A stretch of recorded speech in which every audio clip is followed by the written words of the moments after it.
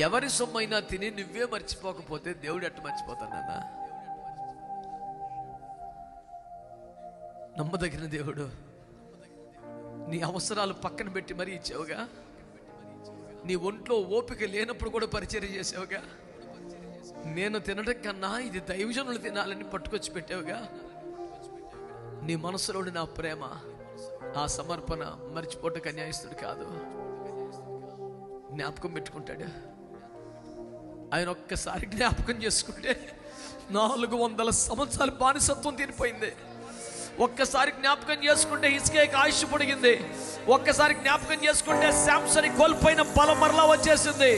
నిన్ను జ్ఞాపకం చేసుకుంటే స్వస్థత రాదా? జ్ఞాపకం చేసుకుంటే ఆరోగ్యం రాదా? జ్ఞాపకం చేసుకుంటే ఆయుష్ రాదా?